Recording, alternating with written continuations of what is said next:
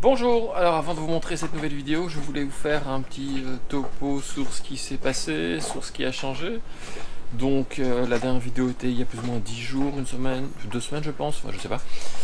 Et donc voilà, il s'est passé pas mal de choses entre les deux. Donc Rachel et les enfants sont venus ici me rejoindre, ils vont rester ici, donc les enfants vont être scolarisés ici. Donc une de mes filles va aller en terminale au lycée, au Marin, et une de mes autres filles va aller en 6e au collège. Donc voilà, pas mal de changements pour eux, pas mal de changements pour nous, mais bon voilà, si on va avancer dans notre projet, on a quand même pas mal de choses à faire sur le bateau, il faut qu'on mette les bouchées doubles. Alors moi j'ai trouvé du boulot, enfin pas mal de boulot, il y a vraiment pas mal de boulot ici. Dans le milieu du nautisme, bien sûr, je vais bosser, je vous expliquerai plus tard pour qui je vais bosser. J'ai déjà bossé pour 2 compagnies de charter et maintenant j'ai trouvé un nouveau boulot. Je commence demain aussi, en même temps que les enfants, pour l'école. Voilà, ça c'était pour vous situer un petit peu tout. Maintenant je vais vous montrer tous les derniers travaux qu'on a fait.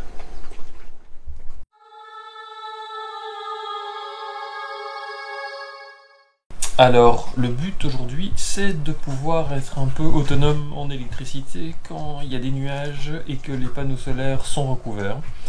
Parce que j'ai galéré là pendant quelques jours, il y a eu pas mal de pluie, même énormément de pluie, ici au Marin pendant 2-3 jours. Donc les panneaux ne rechargeaient pas suffisamment les batteries, ce qui pose problème, étant donné que j'ai dû couper le frigo et j'ai même passé une soirée dans le noir. Alors vous me direz que j'ai qu'à démarrer mes moteurs. Le problème c'est que pour l'instant les 2 alternateurs ne chargent pas. Ça m'étonne que les 2 alternateurs soient HS tous les deux, en tout cas j'espère que non, ça serait vraiment pas de bol. Mais voilà, ils chargent pas et j'ai pas eu le temps, j'ai juste eu le temps de checker, il n'y a rien qui sort, mais à mon avis c'est surtout par rapport au câble électrique. Donc ça je dois rechecker ça de façon approfondie, mais j'attends d'abord que Rachel me ramène tous les câbles des batteries pour pouvoir d'abord faire étape par étape. Donc maintenant l'objectif c'est d'avoir de l'électricité quand il fait moche. Donc qu'est-ce que j'ai fait ici derrière moi? Hop là. Donc ce que j'ai fait c'est que j'ai trouvé un petit groupe électrogène que j'ai acheté vraiment pas très cher. Ici au Marin, d'occasion bien sûr, il est pas très puissant, hein. Il fait 800 watts max je crois, même pas 750. Donc voilà, l'objectif c'est il fonctionne, il n'y a pas de problème, je vais juste un peu le nettoyer, j'ai vidé le gasoil, enfin l'essence qu'il y avait dedans, et je vais maintenant l'installer, je vous montre ça. Alors je vous montre tout ça au coucher de soleil. Donc il va se situer ici, dans le coffre arrière bâbord. Bon alors déjà il faut que je change le vérin évidemment parce que le couvercle ne tient pas. Donc je vais essayer de faire ça à une main. Ça ne marche pas. Donc il va être installé là le groupe électrogène. Vous voyez ici, je vais devoir nettoyer un peu tout ça. Et là il y a une prise qui arrive. Donc voilà, le but est d'installer le groupe électrogène ici.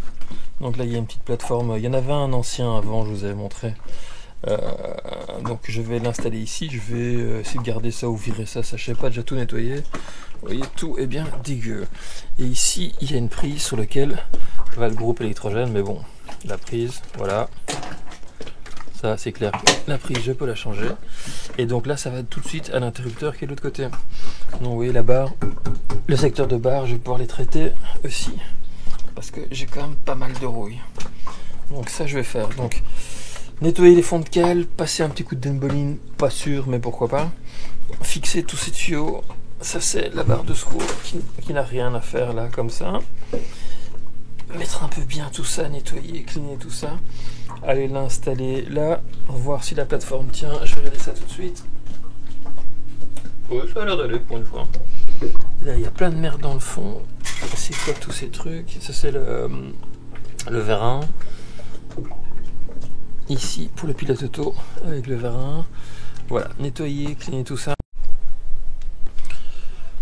Alors le boulot du jour aujourd'hui, enfin pas du jour, plutôt de la matinée, c'est un peu m'occuper de certains hublots parce que j'ai pas mal de hublots qui fuient. Il y en a qui ont été remplacés, il y en a qui sont à remplacer, donc je crois que j'en ai 7 à changer encore, dont 2 de survie, donc 5 hublots et 2 de survie, sur 1, 2, 3, 4, 5, 10, 10, 11, 12, 14. Ouais, la moitié, 50%. Donc voilà, là on en a un qui fuit au-dessus des WC, qui fait du goutte à goutte. C'est vraiment profondément pénible. Donc j'ai commencé un peu à l'enlever. Il est parti super facilement. C'est-à-dire que ça ne m'étonne pas, donc le joint de Sika il est complètement mort. Donc je vais refaire déjà celui-ci. Et puis après je vous montre un petit peu ce que j'ai fait d'autre depuis 10 jours. Donc voilà, le hublot ici avait des fuites à plusieurs endroits. Donc je l'ai enlevé. Au lieu de faire des petites réparations de chaque fois, mettre du Sika sur les vis ou quoi, j'enlève tout. Je vais tout nettoyer à l'acétone. Je vais en profiter pour le nettoyer lui aussi à fond. Et je vais réappliquer un joint de Sika partout. Sur les vis bien sûr, sur le hublot. Ici je vais tout scotcher et faire un truc un peu clean, un peu propre. Je vous montre quand j'ai avancé. Là pour l'instant j'ai juste enlevé le tout et j'ai commencé à gratter le vieux Sika. Bon, voilà le résultat, j'ai terminé, j'avais bien, je vous ai pas montré parce que j'ai les mains pleines de Sika, donc j'ai bien mis du tape là tout autour pour éviter quand le Sika dégueule, parce que j'en mets vraiment la blinde à moi de Sika, donc je mets vraiment tout le Sika, j'appuie dessus, je visse et le Sika dégueule, donc c'est plus propre. Donc voilà, j'ai tout nettoyé, tout est clean, normalement c'est étanche, il était assez en bon état, encore le hublot, donc voilà, je vois que j'ai encore un petit peu frotté ici. Et voilà, donc maintenant je vais attendre gentiment que ça sèche, la première pluie, je croise les doigts pour qu'il n'y ait plus de fuite de ce côté-ci. Il en reste plus que 7.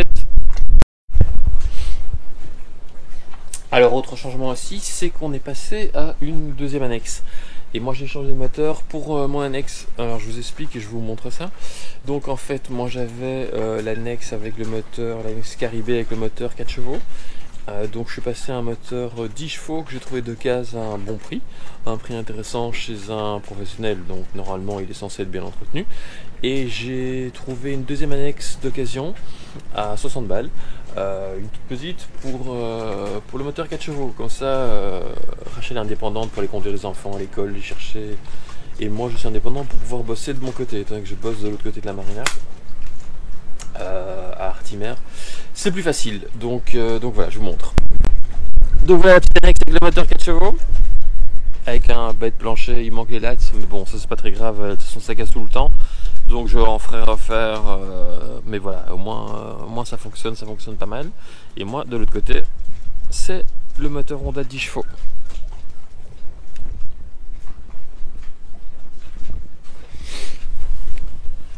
Donc voilà, moi je suis passé à Honda 10 chevaux, pas mal entretenu, il y avait la nourrice qui a été fournie avec, donc une nourrice 12 litres avec la poire, tout le système et tout.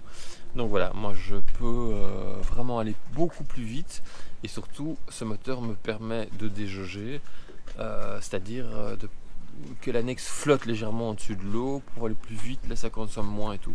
Sauf que ce moteur-ci, ça c'est de l'essence, et l'autre c'est un mélange, donc 4 temps et 2 temps. Donc voilà, c'est un petit changement, mais qui permet de gagner en confort et en efficacité pour le boulot. Bon, je vais quand même vous montrer à quoi ressemblent mes fonds de cale. Donc là ce que je fais, c'est que j'ai 2 pompes manuelles et une pompe automatique. Et encore, je vais vous montrer, normalement il y a ici beaucoup plus, il y a de quoi mettre 4 pompes automatiques, mais pour l'instant elles ne sont pas en activité, donc ça je ferai ça plus tard. Donc maintenant l'objectif du jour, c'est d'installer une crépine à chaque pompe, donc en tout cas au minimum pour les pompes automatiques avec ceci dans le fond, et je vous montre un peu à quoi ça ressemble. Donc voilà mes fonds de cale avec tout le boulot. Donc voilà mes fonds de cale avec tout le boulot. Ici, ça c'est la pompe automatique, donc sur laquelle j'ai mis une crépine parce qu'il n'y en avait pas. Une pompe manuelle ici, il y en a évidemment une autre à l'extérieur. C'est blindé de pompes hein, dans ce bateau, comme il était en nuque, il y en avait au moins 8 à 10 par coque. Là il y a le tuyau, donc le gros là c'est celui de la pompe de celle-ci, et le petit c'est celui de la pompe manuelle à l'extérieur. Donc vous pouvez voir là-bas dans le fond il y a un flotteur, je ne sais pas si vous allez le voir. Il y a un flotteur et évidemment tous ces tuyaux sont raccordés. Vous voyez, il y a un autre flotteur là-bas dans le fond, il y a une autre pompe qui doit se balader, je sais pas où quelque part. Bon, après ça, je ferai ça tout ça ensuite. Hein, là, l'objectif c'est vraiment déjà d'avoir les 2 pompes manuelles qui fonctionnent, une pompe automatique, et après je pourrais m'amuser à brancher toutes les autres pompes. Je vous montre ça, toutes les autres pompes Donc je sais qu'il y en a une pour le compartiment moteur, même pas, il y en a une à l'arrière, à la soute arrière, une pour le compartiment moteur, une pour ici, la centrale, et encore une pour les deux, enfin la cabine et la pointe avant.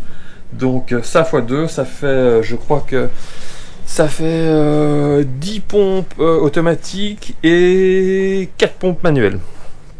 14 pompes pour le bateau, je crois que ça va le faire. Au départ, je vais faire un petit travail qui devait durer 2 secondes 50, c'est-à-dire juste changer une ampoule du feu de nav.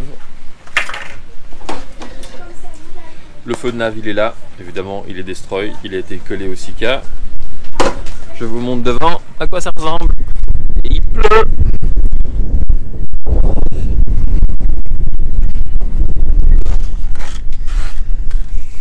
Donc voilà, le feu de nav, il a été coupé. Ils ont mis un domino. Comme ça, l'ampoule directement dedans, il est bleu, vert, rouge, enfin bref, il est complètement pété. Un autre truc à changer. Alors dans les petites choses qu'on a faites, c'est que le Victron est maintenant installé, le câble est tiré, il ne reste plus qu'à le brancher. Ça c'est voilà, le gros boulot suivant pour que je puisse virer cette chose qui me donne une info mais qui n'est pas du tout fiable. Par contre la cale ici arrière est quasi terminée, je vous montre ça. Donc gros boulot, j'ai changé, j'ai mis un piston, incroyable, ça tient tout seul. Donc comme vous pouvez le voir, on a entièrement repeint ici. Donc voilà, la cale est propre, sèche. Donc j'ai traité la barre ici, qui était quand même pas mal rouillée. On a passé une couche partout, on a tout nettoyé, là le pilote est nettoyé, j'ai encore le terminé. Donc voilà, le résultat voilà, est vraiment tout à fait différent. J'ai remplacé aussi les deux grilles de ventilation ici, je vous montre ça après dehors, qui était cassé. Donc voilà, maintenant c'est clean, c'est propre. Là je vais essayer de mettre une nouvelle planche, je voulais la garder mais finalement elle était complètement pétée, et installer le groupe électrogène ici pour pouvoir le brancher sur la prise électrique qui est là et que j'ai changé aussi bien sûr. Je vais en profiter pour la mettre là. Il y a l'échelle qui fait un peu beaucoup de bruit. Donc nouveau piston, tout, et les nouvelles grilles ici.